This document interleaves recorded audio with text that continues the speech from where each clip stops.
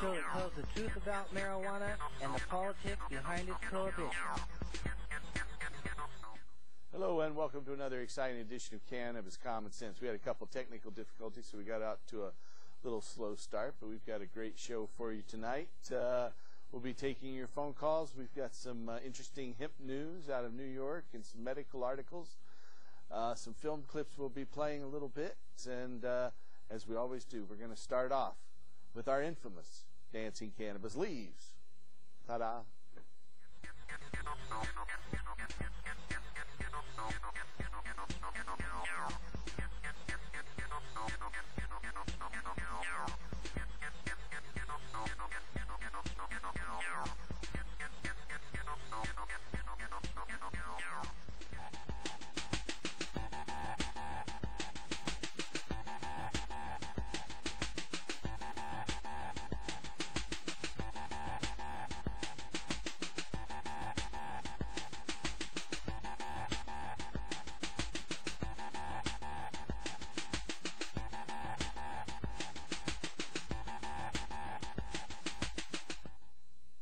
All right, our first story tonight is out of New York, from Albany, and it seems that the New York legislature has just passed a new medical marijuana bill.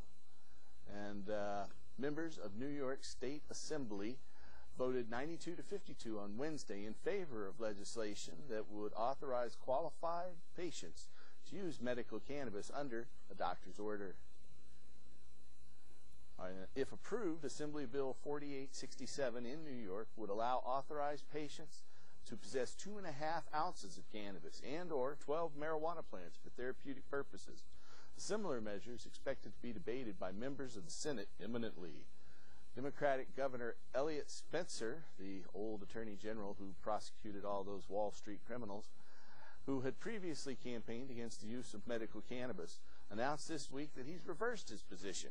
If enacted, New York would become the 13th state since 1996 to legalize the use of medical cannabis, and it will be the second state legislature to do so this year. Similar legislation was recently approved by the Connecticut legislature and is awaiting action by the governor. Our next story is on the medical issues. It's out of Rockville, Maryland. An FDA advisory panel says a new controversial cannabinoid blocker isn't safe for human consumption. An independent Food and Drug Administration, or FDA, advisory committee determined on Wednesday that the controversial cannabinoid receptor antagonist rimonabant, also known as Acomplia, is unsafe for human consumption in the United States. The drug's manufacturer, Sanofi Aventis Pharmaceuticals, is seeking FDA approval to market the drug in the U.S. as a dietary aid. Members of the FDA's Endocrinologic and Metabolic Drug Advisory Panel resolved 14-0 that the drug did not possess, quote, favorable risk-benefit profiles, end quote, to warrant U.S. regulatory approval. Panelists reported that the patients prescribed rimonabant experienced increased incidences of depression, nausea, vomiting, and suicidal tendencies. Adverse neurological symptoms included multiple sclerosis, have also been documented in subjects who have taken this Acomplia. European regulators previously approved the prescription use of rimonabant, marketed under the trade name Acomplia, in 2006, but are now expected to review their decision. Acomplia is the first cannabinoid antagonist ever to be approved for human consumption. More than 100,000 European patients have been prescribed Acomplia since its approval last year. The FDA is expected to make a final ruling regarding whether to approve or reject the drug in July. The agency typically abides by the recommendations of its advisory panels, but it's not legally required to do so. Acomplia blocks the natural binding of endogenous cannabinoids, as well as exogenous cannabinoids such as THC, to neuronal CB1 receptors, causing users to lose their appetites. However, because the endocannabinoid receptor system is intricately involved in the regulation of a broad range of primary biological functions, including appetite, body temperature, mood regulation, blood pressure, bone density, reproduction, learning capacity, and motor coordination. Some experts are concerned that the long-term use of Acomplia or similar cannabinoid antagonist drugs may contribute to a host of significant adverse health effects. In preclinical trials, newborn mice injected with Acomplia refuse feeding and often die days after birth. Mice genetically bred to lack the CB1 receptor also suffer from numerous health defects such as cognitive decline, hypoalgesia, decreased locomotor activity, and increased mortality compared to healthy controls. At least one published case study reports that daily use of the drug may have triggered neurological symptoms of multiple sclerosis in a volunteer with no known history of the disease. Mental health side effects include depression, are commonly reported among volunteers administered Accomplia. FDA panelists reported that using this drug nearly doubled the user's risk of attempting suicide. The FDA had previously rejected requests by Sanofi Aventis to approve the drug as a smoking cessation agent. Our last story tonight is from Science Magazine and out of Bonn, Germany. Cannabinoids significantly reduce skin inflammation and may be ideal topical agents for treating various skin diseases such as eczema, according to preclinical data published in the current issue of the journal Science. Investigators at the University of Bonn in Germany reported that the topical administration of THC, or tetrahydrocannabinol, significantly reduced inflammation in mice exposed to various chemical irritants. Researchers also reported that mice lacking endocannabinoid receptors demonstrated exacerbated allergic reactions to skin irritants, whereas mice with elevated levels of endocannabinoids showed a decreased reaction. The authors of the study concluded, quote, "These results demonstrate a protective role of the endocannabinoid system in treating contact allergy in the skin and suggest a target for therapeutic intervention," end quote. Because cannabinoids are fat-soluble and are not readily absorbed through the skin, topical cannabis-based ointments lack the psychoactivity of inhaled marijuana or oral THC pills, or Marinol. Clinical trials performed in Europe demonstrate that the application of a cannabis-based ointment can greatly reduce uremic pruritus, mild to severe itching as a result of kidney disease, and xerosis, the abnormal dryness of the skin, in dialysis patients. A separate U.S. study reports that the oral administration of THC can relieve pruritus in patients with liver disease. Cannabis-based ointments were historically used to treat inflammation up until the early part of the 20th century. The full text of this study, Attenuation of Allergic Contact Dermatitis Through the Endocannabinoid System, end quote, appears in the June 2007 issue of Science Magazine. That's the end of our Hemp News segment for tonight. We've got a film clip. We'll be back in a second. Or actually, we don't have a film clip. We've got music. How are you doing, Tim? I'm good. Sorry, I almost forgot about you there. Oh, there I am. How could I do that? Oh, don't worry. You didn't forget me. We've been talking all week. Yeah, that's true. So, how are you doing this week? I've had a good week, a really good week. It was a nice week here in Portland, and I got to go up and spend some time with the Seattle Core Group at the Seattle Hemp Fest. And, we're gearing up for that. We're going to be a key sponsor again. We're making plans. I know Seattle's gearing up, and I know we're trying to do some things with hemp stock here. So, yeah. Got a lot of things happening right now, actually. That's true. It is. A lot of scientific breakthroughs in the cannabis world as well. Oh, that's always the case. Every week there's new breakthroughs. I'm impressed with the amount of knowledge that's accumulated. It's amazing that the federal government can still say there's no scientific evidence that it's medicine. I mean, I read one quote from them just this week saying just that, when there's endless studies like this that we read every week on this show. You know, these things don't usually make the mainstream news, but because of that, the federal government's allowed to lie. But, you know, there's a truth that must be heard here, and we're going to tell it. Doing what we're doing. Exactly. Honestly, right. There is a truth that's out there. There is a truth that's out there. And it must be heard. And you've got a song that must be heard now. Oh, let's do a little blues, just based on that note, if nothing else. All right.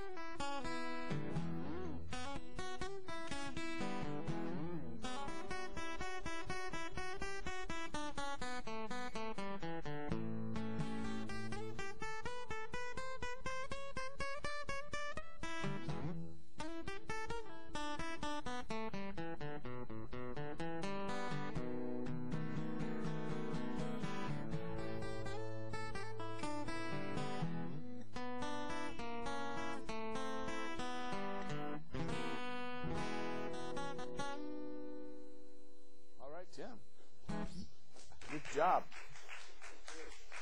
The man can play the blues. Well, if you're out there and you have a call for us tonight, give us a call at that number that just popped up on your screen. It's 503-288-4448. We'll be taking your calls up to the top of the hour, about another 40 minutes or so.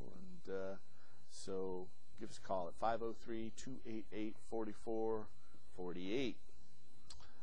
So this week we've had a number of breakthroughs, the most interesting one being in New York. That's the second largest state in our union. Well, I was growing up, it was always the largest state, but California surpassed it about 15, 20 years ago. I am truly excited about the fact that New York has made some progress. It is. And the Elliott Spitzer's on our side now. That's a big breakthrough. It is a big break. I've had some friends from New York City for many, many years. The Zen Tricksters, or a traveling band out of New York City. And they've been friends of mine. And I have some other friends who've helped at least try to have hemp rallies in New York City. And it's never been a favorable event. No. It's always been police-ridden and very difficult to get anything done there on that regard. So they've had the oldest march that founded the Million Marijuana March, the Yippies, and they've developed into Cures Without Wars, and this fellow Dana Beal that used to work with Abby Hoffman and Jerry Rubin. He started the first marijuana march there, and the White House smoke-in back in the 70s, and he's still doing it today. In fact, I went to a White House smoke-in just about a week after my 18th birthday in 1998. Saw Dr. Todd McCurry. 1998? No, 1978. 1978. I'd be a lot younger. That one. That's a good one. I'm glad you did. Hey, we have a caller, though. Hello, caller. You're on the show. Uh-oh. We lost the caller. Got a little shy there. It's all right. That's true. That's true. If you have a question for us out there, give us a call at 503-288-4448. We'll be here for a while. So, you got some things, new toys? A few new ones there, actually. I brought back some of the ones from last week because they were so good. And there's new ones here that are basically full. Like we have these cannabis indica extract pills from, who is the manufacturer of this one? Upjohn's. They're still around today. Still around, yeah. They're these mini, itty-bitty, teeny-tiny pills. It says that they contain 1 to 4 grains of cannabis per itty-bitty, teeny-tiny pill. Now, somebody would ask you, is that still any good? No. And, of course, it's not. No, it's about 110 years old, so it's no good. Now, this one is about 125 years old. Sensipersa pills, and they're coated in this little purple stuff. You can kind of see some of them there in the bottom. And so that's an interesting one. And then here we have the neuralgia pills from Mumford in Philadelphia. They're not around anymore. But these guys are Eli Lilly. In fact, the Bush family owns a lot of stock in Eli Lilly. But this is back from about 1920 or so. It's cannabis extract, what is it, number 96. They had about 10 different cannabis products, including powdered hashish from Eli Lilly. I'm curious if they still have the patent for that. There was never a patent. It always was grandfathered in. They couldn't patent any of these medicines. This one's from Park Davis, and it's also one of several Park Davis products, cannabis indica extract. Then we come to two nifty Sharp and Dome, and they're still around too, Sharp and Dome products. This one is cannabis from Cannabis Americana, grown here in the United States. And this one is for migraines. A lot of people wonder if cannabis is useful for migraines. This is the Sharp and Dome medicine from 1890. Migraine number 3 with extract of cannabis listed right there on the done. And then finally we come to a new product that's you can get at your health food store, Manitoba Harvest shelled hemp seeds. These things taste like a cross between cashews and walnuts or pecans, so they're really good and good for you with all the omega-3s and all that good stuff you need. But we have another caller. Let's try it again. How are you doing, caller? Hey, the same guy. Yep. Well, who knows? Maybe there's a problem with our line sometimes. Yeah, you never know what's going on.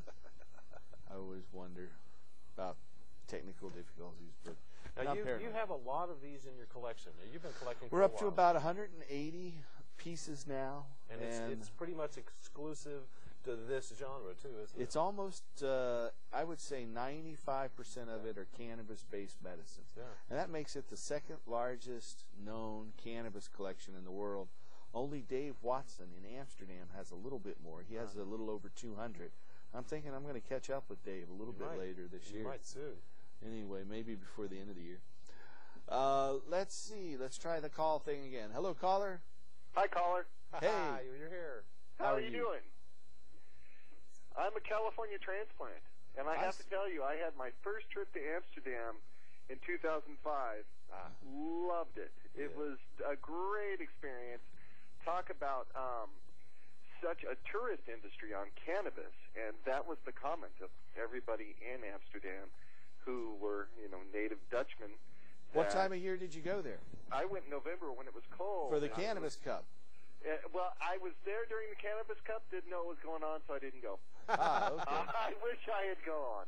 They always have it at Thanksgiving, so I never make it. I've been there a couple times. But I actually got to open the Cannabis Cup this last year myself. He was the musical act that opened High Times event. Yes, I did. I opened the Expo on Monday morning, early. I bet it was fantastic. It was so exciting to go into the different cafes and see such a relaxed environment with people having their cappuccino and smoking their joints. Right. And you know what? Never saw one cafe fight. Nope. Everybody was calm and tranquil. But I have a prescription in California, and now I'm a transplant in Oregon. Mm-hmm. How do I go about getting my prescription here? And do you have cannabis clubs here in the Portland area? There are a couple people out there on the cutting edge, but generally there aren't many cannabis dispensaries the way you'd find them in California. In California, what part of California are you from? San Diego. They just went through and shut all the cannabis clubs down. down. The feds have gone through down there, and the county's been fighting, trying to stop California Senate Bill 420, which sets up the county health departments to issue medical marijuana cards. Yeah, they were really an advocate, especially city council. I heard was telling all of these state police force and city police force to kind of back off, but then the feds came in and shut everybody down. Mm-hmm. Right, and then the county, along with Merced County and San Bernardino County, San Diego County, sued the state of California in federal court, and that's been thrown out. I know the ACLU and some lawyers that are helping us on some issues were the ones that stopped that from taking effect. Isn't it amazing how so many things on the federal level they say, well, let's leave it up to the states. Let's have the states decide.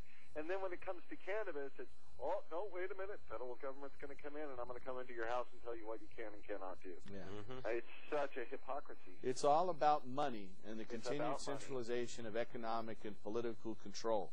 There are those drug agents out there, and little do they know that they're in cahoots with the petrochemical industry that's denied us industrial hemp as a resource for fuel and food and energy. Paper and everything you can possibly think of. Exactly. But it's really about money and political and economic control. And but what will happen when marijuana is legal is hemp will take over the energy market, and it'll be decentralized. And instead of giving all of our money to these huge multinational corporations and these huge state-run enterprises like Saudi's Aramco and all the different national oil companies out there that really dwarf our U.S. oil companies now, that money will go into the hands of farmers all over the world, and it'll be decentralized. Used to be a huge producer of cannabis, and there was actually an inventor down in El Centro who invented a dehusker of the decorticator. Yeah. Schlittiken. And Mr. Schlittiken back in 1910 or 15 or so. Or something around that time. Yeah. And then this fellow Don Wirtschafter wrote a book about him, the Schlittiken Papers, that was published about 10, 12 years ago. It's amazing how much control the federal government does have. Well, we're in a plutocracy, not a democracy. Yeah. So what do I do here in Portland, Oregon? Well, we have a number of doctors who can help you get medical marijuana permits here. What we can do is we can refer you to them. We have a physician referral line. You can call us, and I'm going to run through, because this show plays in Seattle and Denver and occasionally has video glitches like that one. But it's the bed. The number to call here in Portland for a physician referral is 503-235-4606. That's 503-235-4606. Now, if you're up in Seattle, for those Seattle viewers that watch this on Channel 77 every Friday and Saturday night, You can watch. You can call us at 206-878-1701. That's 206-878-1701. And the local Bellevue office number there is 425-869-6186. That's 425-869-6186. Now, if you're out in Denver, Colorado, where this show also plays on Saturday night on cable channel 58, you can call our Denver number, and that's 303-403-9996. That's 303-403-9996. And if you're outside of those major metropolitan areas, then you can call us at our toll-free number. That's 1-800-723-0188. 1-800-723-0188. We have doctors in Washington State, Oregon, all across the state of California. There's about 50 doctors doing it there. In Nevada and Colorado and Hawaii, who are willing and ready to help you. They specialize in helping patients with documented medical conditions get a medical marijuana permit. Can I ask another question? Sure, go ahead. I have to go through, it seems like every job that you have to go for, you have to be drug tested for. So as a prescribed cannabis user, what do I do when it comes to drug testing? Well, you know, in Oregon, there was a period of time where we were medical cannabis patients were protected from prosecution.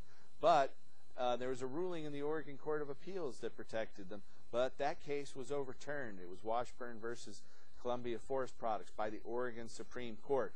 There was enormous pressure from Associated Industries of Oregon, and they have also pressured the state legislature to enact legislation that denies cannabis and medical cannabis users employment rights. But, in fact, you need to call the legislature and oppose Senate Bill 465 that's out there that would restrict medical cannabis permit holders' rights of employment. But you can ask your doctor to issue a Marinol prescription. With a Marinol prescription, you can test positive for medical marijuana. Okay, fantastic. And in California, I know I could grow up to 24 plants. I imagine it's the same here in Oregon. In Oregon, it's the same 24 plants. In California, it's very, very similar. As the statewide rule set by California Senate Bill 420. They sure gave it a good number, didn't they? That set a limit of 24 plants with 6 of them flowering. We have the same limit here in Oregon right now, 24 plants with 6 of them flowering. Whereas, though, the limit in California is only 8 ounces per patient. And actually, the way Senate Bill 420 works is that's the minimum level. The counties, and a number of counties have opted for a higher number. But that's the minimum number that any county can permit. And in California, that minimum number is 8 ounces per patient. Here in Oregon, the state allows a patient to have 24 ounces. So you can have 6 flowering plants, 18 babies, and 24 ounces. Sounds great. Thank you so much. I had a great time. I just ran across the show, and I'll make sure to watch it on Friday, Saturday night. Hey, yeah, and you can see us on YouTube, too. If you missed the show, tune into YouTube and put Cannabis Common Sense in there, and you can watch us anywhere in the world, anytime, on demand. Let's do some social change. Here. Thanks. Have a great night. Thank you. Bye. Yeah, I was just down in Berkeley at Dr. Todd McCurria's office. We saw about another 75 patients there on Monday and Tuesday. Right on.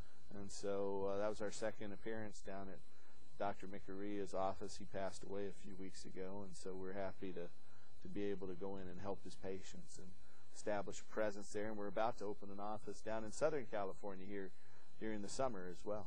Where in Southern California are you going to open that? You know, I was looking at the Palm Springs area and at the Newport Beach, Irvine area. Mm-hmm. There are already some doctors there, though, so I'm looking at San Bernardino County. San Bernardino County is the county that's fighting Senate Bill 420 that the California, along with the county of San Diego. Mm-hmm. And so I'm thinking of going in there. There aren't any doctors that are specializing in it there, and so we can fill a need and blaze a trail in an area that is traditionally anti-cannabis. Fill the holes. Exactly. Yeah. Fill in the holes. There are about 50 different doctors across California who are doing this. So, I'm pleased to hear that. And in Oregon, there's a lot of doctors who at least have 1 or 2 patients. There's a few who have a lot of patients, but the number of doctors who participate in this is extraordinary. It's up to 2,500 here in the state of Oregon. That's extraordinary. That's total. And about half dozen to 10 of those are cannabis specialists that help more than 500 patients each. Right. We have another caller, and then we're going to go to a film clip. Hello, caller. You're on the show. Yes, thank you very much for taking my call. Certainly. Yes, I have a question. You know, I have a chronic pain disorder, and I have tried oxycodone.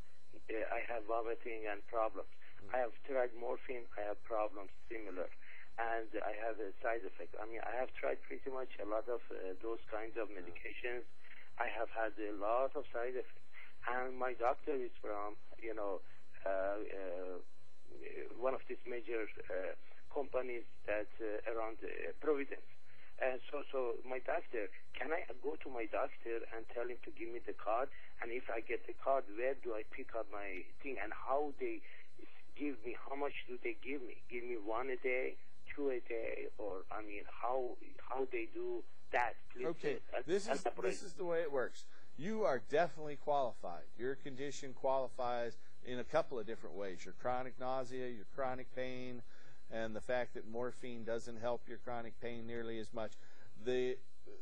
Your doctor, you just have to ask him if he is willing to write a medical marijuana recommendation. You can go out to the internet, and the state of Oregon has some forms out there.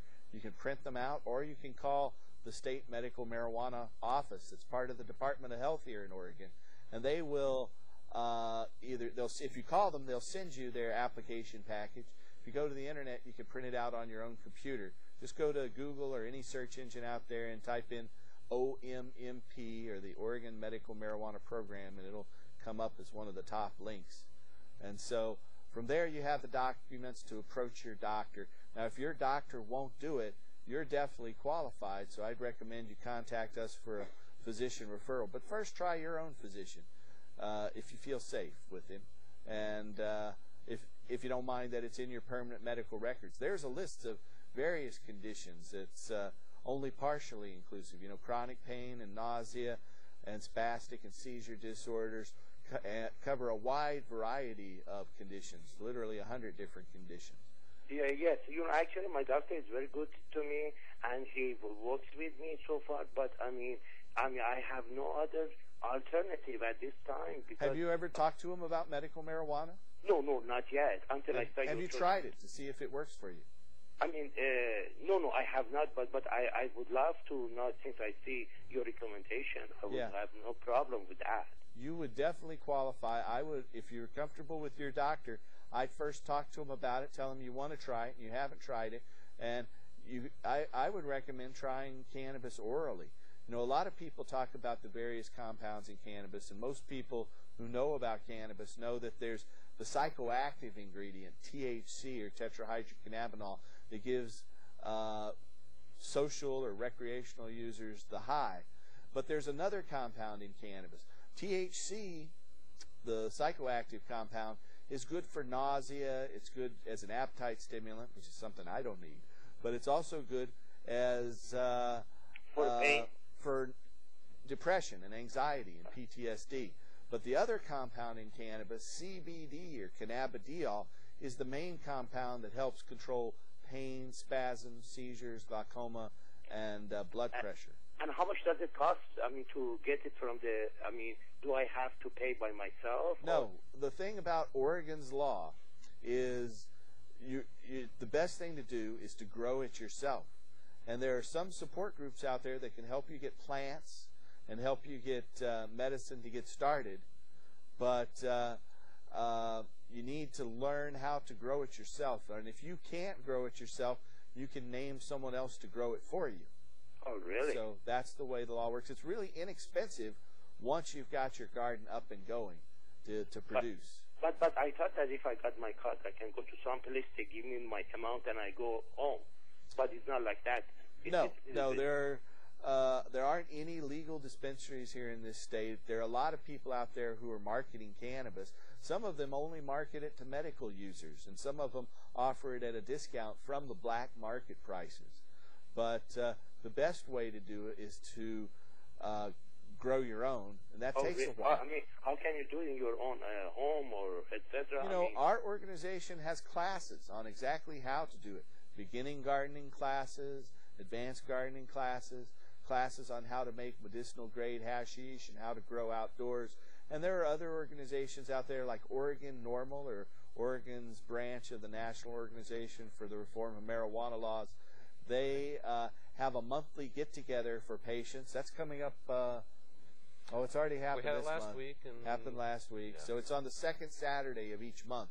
And you can go there and get some plants to get your garden going and meet people who can help you get your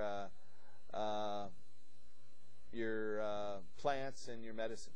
But then the police will not catch you, or police will not disturb you. Once you have that permit, you're safe from the police. And what you do is, once your doctor's filled out those forms, you turn the paperwork into the state health department with a fee of $100.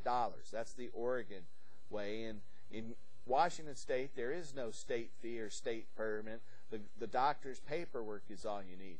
In the state of Colorado, there is a $115 payment that has to be made to the health department. So it changes from state to state. In Oregon, though, it's a $100 payment unless you're on public health assistance, like the Oregon Health Plan or Social Security Supplemental Security Income Program. If you're on one of those two programs, then it's just $25 a year. Everyone else has to take because I will be disabled potentially, because I cannot work, I have pain, chronic, and then if I am on that, then no one is hiring me. So basically, I'm disabled. That's an issue. There are some people that will hire you. Don't think no one will hire you, because there are a lot of employers that will hire you, but there are some that won't. And what you can do is you can get a prescription for Marinol, and then you can test positive when you have this artificial THC pill. But since we have 40 million illegal immigrants here, our job is to find job is harder, you know. And with all these issues, probably we will have no choice to. I mean, we have no jobs. Yeah. But you know, I understand what you say. Sure. Well, yes. You know, hopefully we'll have better employment in the future as technology improves and our economy gets better. But for now, we've got what we got, and so we're just trying to make it better. Yes. And thank you very much. And I hope everybody call Bush and tell him that no immigration. We don't need immigration amnesty.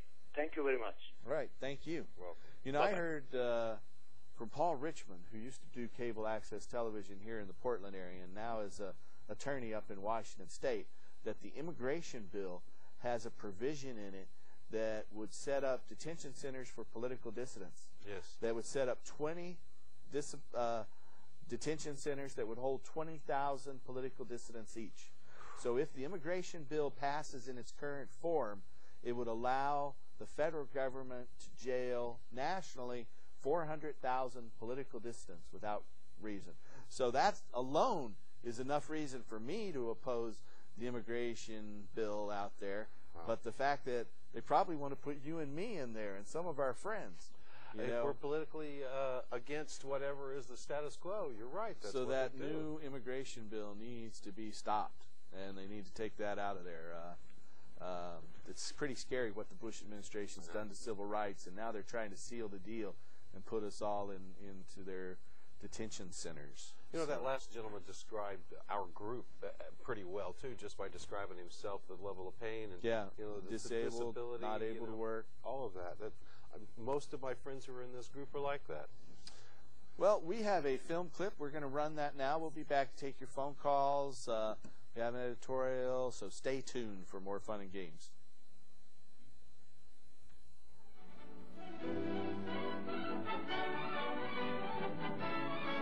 The book's credibility got a boost from Jack's discovery of this 14-minute documentary. Supposedly made by the U.S. government 5 years after the Marijuana Tax Act.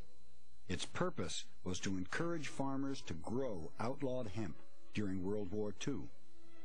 Long ago, when these ancient Grecian temples were new, hemp was already old in the service of mankind. For thousands of years even then, this plant had been grown for cordage and coarse cloth in China and elsewhere in the East. But now, with Philippine and East Indian sources of hemp in the hands of the Japanese, and shipment of jute from India curtailed, American hemp must meet the needs of our Army and Navy as well as of our industries. In 1942, patriotic farmers, at the government's request, planted 36,000 acres of seed hemp, an increase of several thousand %. The goal for 1943 is 50,000 acres of seed hemp. For to grow hemp legally, you must have a federal registration and tax stamp. This is provided for in your contract. Ask your AAA committeeman or your county agent about it. Don't forget, Jack often staged public showings of Hemp for Victory to validate his history of the plant. He also used the film as an example of government deception and hypocrisy. But he was stunned one day in 1988 to get a call from a newspaper reporter questioning the authenticity of the film. Well, Mr. Hara, we went out to check the information, and we found nobody that would corroborate your story, that this movie was even ever made. You said this movie was made by the United States government, this movie Hemp for Victory, that if there would be any evidence that the government ever made such a film, it would be in the Library of Congress, it would be in the Department of Agriculture. It is in neither place. His reputation on the line, Jack and his friends went on an excursion to Washington, D.C.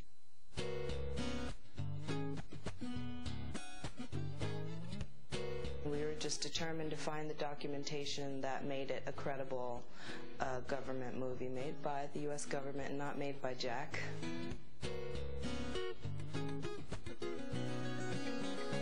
We didn't see it as detective work. We just saw it as we were on a mission. We're on a mission from God. Many others before Jack had searched the Library of Congress for proof of the documentary's existence and found none. In a day of digging, Jack ran into the same lack of evidence. After deciding to give up, we decided to give it one more try. In a dusty old book, hidden among clutter in a back room, they found it. The official Library of Congress documentation. Indeed, the film had been made by the U.S. Department of Agriculture. Hemp for Victory.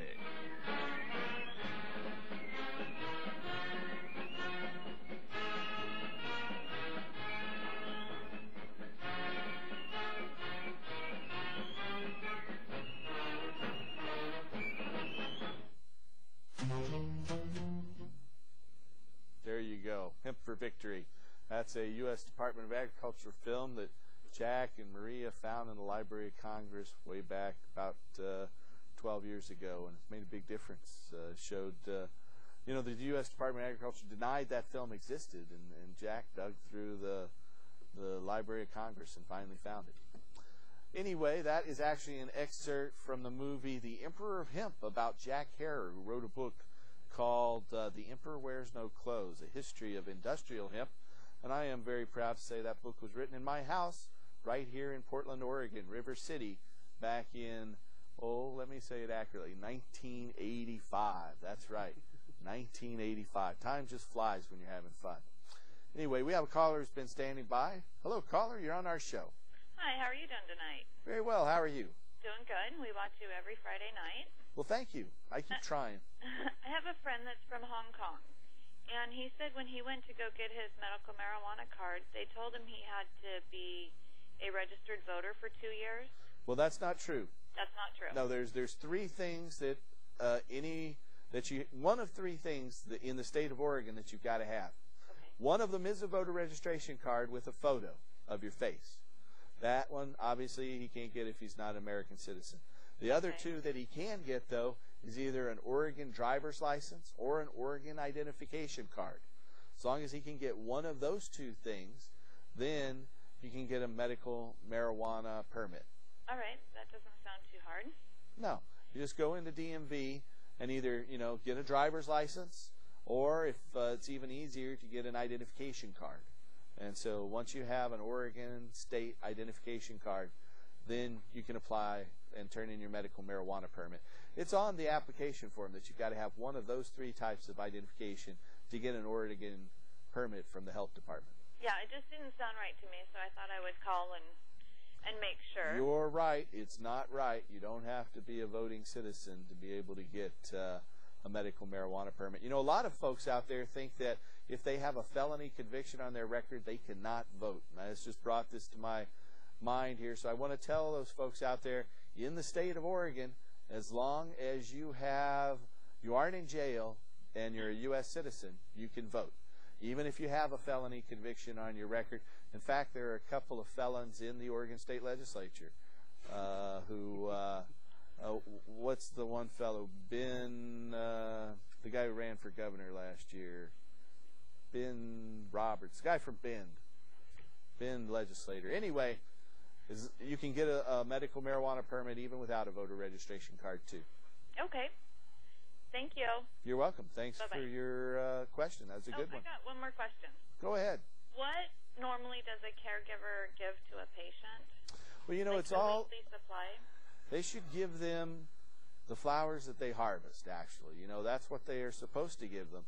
Okay. How do they pay them for the lights and the electricity? Yeah, they can pay them for their expenses. According to the state law, they can pay them for the rent on the property, the lights, the electricity, everything except the caregiver's time. According to state law, currently, the caregiver's time cannot be compensated. But all their figure out like the rent and everything. Yeah, the rent, the electricity, the lights, the power bill, the fertilizer, the containers, the growing medium, all of that can be compensated for. Yeah, that is quite a bit. Yeah, it is. But, okay. All right, well, thanks for your call. And keep watching. We appreciate it. Well, Wolfie, you have an editorial for us tonight. You know, this is Michael Siegel. He had an editorial for us last week as well, and I've known Mike here for a good 20 years. You used to be the manager of the Hydrotech stores that went down famously in a federal thing, and you had to you were busted in the Operation Green Merchant bust back there. I did, in fact, take an involuntary sabbatical there for a while. I remember, and I, in fact, was also, a few years later, went through the federal ringer, and I was blessed enough to be acquitted by a jury. It is very stressful to go through a federal trial. 95% of the defendants don't plead not guilty and go to trial. I went to trial, and I admitted I did everything I was accused of, and I just didn't testify myself, but admitted to everything I was accused of, and the jury found me not guilty. So that was the only successful jury nullification case I know about. But anyway, well, I remember hearing about it and being thrilled that it worked for you, because more people should know about the fully informed jury. Yeah, exactly. So you have an editorial for us? Yes, I do, and it's interesting that the last caller should call asking about what she did, because, well, first I'd like to thank those of you that were kind enough to praise me on last week's editorial, but tonight I want to talk about the relationship between caregivers or growers and their patients. Ideally, every patient in Oregon would have the physical ability, place, time, and knowledge to grow their own medicine, but they don't. This is why the Oregon Medical Marijuana Act makes provision for patients to have a grower and or a caregiver. If a patient is lucky, there's someone they know and can trust who already has the skills. I already said that. For those patients who don't know a grower or whose friend already has a full load of patients, there are Oregon Normal's monthly cardholders meetings and a number of online forums, which Paul mentioned earlier. But when you first meet those people is when you have to start asking some really important questions. First, how much experience does the grower say they have? Most patients can't afford to wait for someone else to learn how to grow. They need their medicine as quickly as possible. They're in pain. Talk is cheap. A potential caregiver should be able to produce a sample of their work for the patient to try. What's the caregiver or grower entitled to? The Oregon Medical Marijuana Act prohibits the exchange of cannabis for consideration. In other words, you cannot legally sell or trade marijuana for goods or services. It is, however, legal for a patient to reimburse their grower for the expenses of production. What are the expenses involved? And remember that even outdoors, there's still rent, utilities, fertilizer, etc. Paul gave you that list. Who's going to be responsible for which expenses? What's the patient entitled to? How often, how much, and what quality medicine will the patient be getting? You need to know this when you first get into it. Obviously, splitting the expenses and the crop is the simplest option. Is there already a garden in existence? When can the patient expect to begin getting their medicine? This should all be spelled out early, and then whether or not you put it down on paper. The agreement is, in fact, an ethically and legally binding contract. I know folks who have put it down on paper and had it notarized. It is a contract. You need to know that. Be real with who you're dealing with.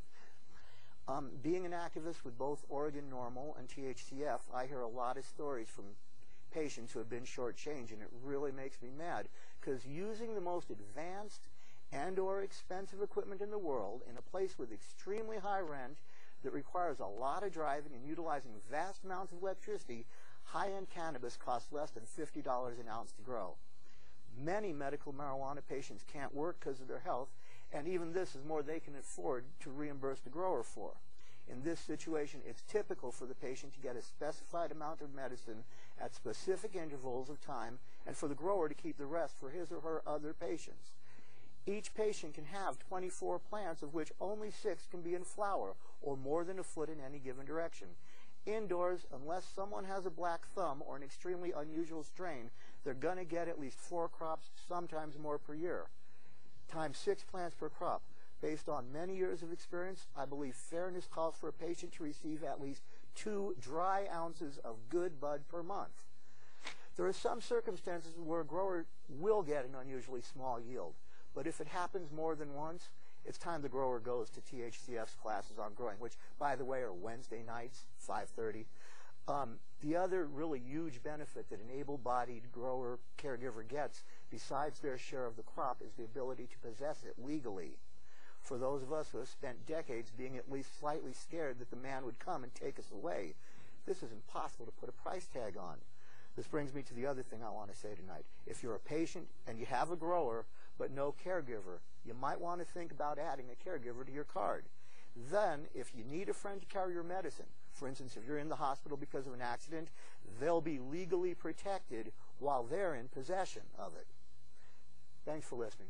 Good night. All right, Wolfie, thank you.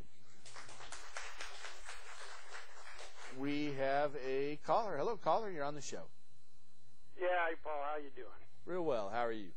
Oh, I'm doing okay. I just wanted to ask you a question. I talked to your guy who answered the phone, but you were talking about growing your plants big, and when you transplanted them into the 15-gallon, I thought you said, or 20-gallon containers, you plant them at a 45-degree angle. Yeah, or even more sometimes. More like 60. Does that work outdoors? Because what I'm seeing. Then what I see happen is all those side branches all turn up like a big candelabra, and you have, instead of one big top bud, you have dozens of big top buds.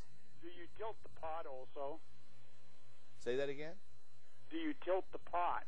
Are these... What I do is this. I take a 5-gallon container, and what I do is I veg it in that till it's about 5 feet tall, maybe 6. Yeah, I've done that. I'm to the big and pot. Then I transplant it.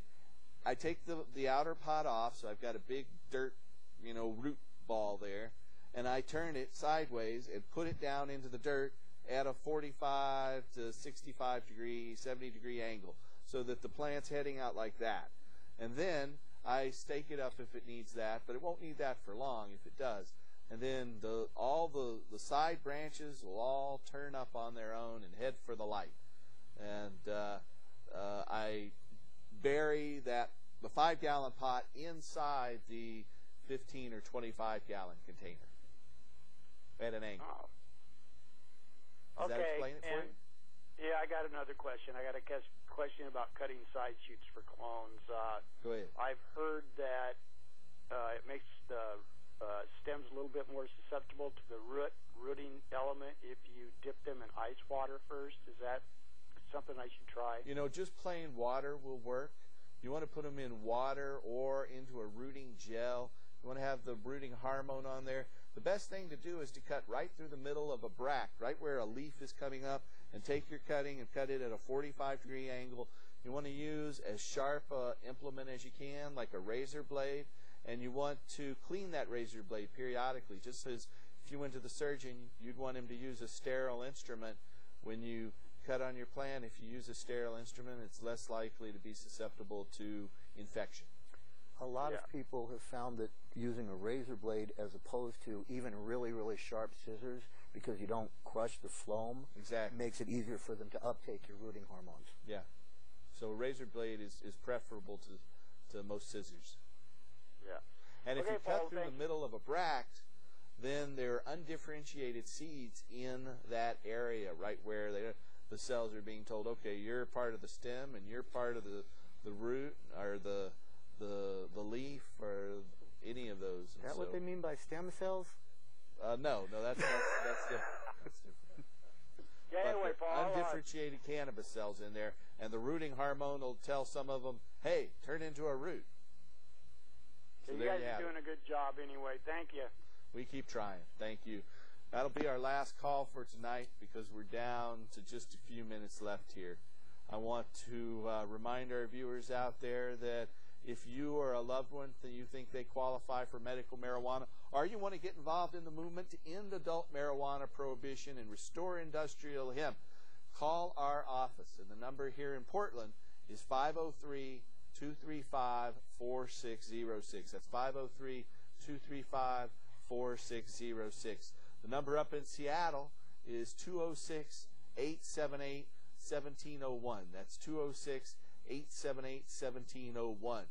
If you're up in Denver, Colorado, the Mile High City, watching us, you can call our Denver office, and that's 303-403-9996. 303-403-9996. And if you're outside of the Denver, Portland, or Seattle metropolitan areas, we have doctors all over the western United States and in Hawaii who can help you get a medical marijuana permit. So call our toll-free number at 1-800-723-0188. That's 1-800-723-0188. I want to thank you for watching. We're going to have Mr. Tim Pate exit here with some music and some photos that you might enjoy. Thanks for watching, and tune in next week. Help us restore hemp. Thanks, folks.